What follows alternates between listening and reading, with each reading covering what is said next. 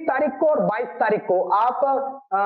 ने ऐलान किया है कि आप गोरखपुर और अयोध्या का जो दौरा करेंगे और उस दौरान आपने हाल ही में एक बयान दिया था, कहा था कि आप सीएम योगी आदित्यनाथ के खिलाफ चुनाव लड़ेंगे। ये जो चुनाव आप लड़ेंगे, ये क्या किसी दल के सपोर्ट से चुनाव लड़ेंगे या फिर इसके ये अपने ही सिर्फ सिंगल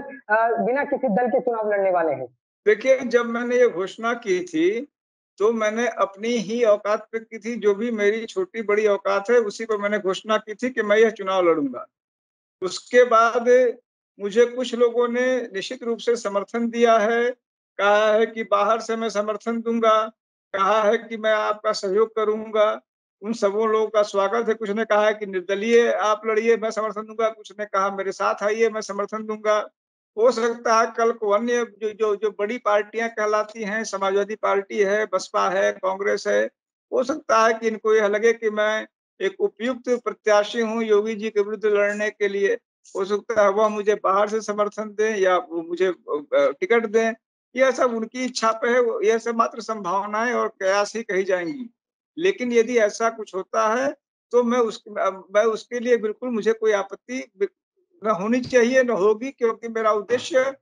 एक एक जो मैंने कहा है कि योगी जी ने जो 5 वर्षों के अपने शासनकाल में जो अराजकता और विभेदकारी, अलोकतांत्रिक कृत्य किए हैं, उनके विरुद्ध जो विरोध प्रकट करने के अपने इस कार्य में, वो अगर अगर कोई भी पार्टी मेरी मेरी सहायता सहयोग करते हैं, तो निश्चित रूप से मेरे लिए मददगार होगा। लेकिन इसके विपरीत यदि यह होता है कि पार्टियों को लगता है कि मैं उनके लायक नहीं हूँ, उपयोगी नहीं हूँ, उस योग्य नहीं हूँ कि मुझे टिकट दिया जाए, उनको किसी अन्य प्रत्याशी पर भरोसा होता है और कोई भी मुझे समर्थन नहीं करते हैं, तब भी मैं चुनाव लड़ूँगा और मुझे 1 वोट आए तब, मैं जीतूँ तब। दोनों स्थितियों में मैं उतनी शिद्दत से ही चुनाव लड़ूँगा, चाहे निर्दलीय रहूँ तब या सबसे बड़ी पार्टियाँ मुझे सीट दें तब। यह मैंने तय किया है कि मैं चुनाव लड़ूँगा और चुनाव में अपनी बातों को ईमानदारी के साथ और पूरे दमखम के साथ लोगों तक रखूँगा, ताकि योगी जी की जो अलोकतांत्रिक अनुचित कार्य रहे हैं मुख्यमंत्री के रूप में, वह उनको सामने ला सकूँ और उनसे जनता को रूबरू कर सकूँ। मतलब ये मान लिया जाए कि अगर किसी दल से आपको सपोर्ट मिलता है, तो आप उस दल के खेमे से चुनाव ज़रूर लड़ेंगे और इसके साथ ही साथ अगर कोई भी दल आपको अगुवाई आपको अगर कहता है कि योगी के आदित्यनाथ के खिलाफ चुनाव लड़िए, तो आप उनके पक्ष में जाएँगे और उनके सीट से उनकी पार्टी से चुनाव लड़ेंगे।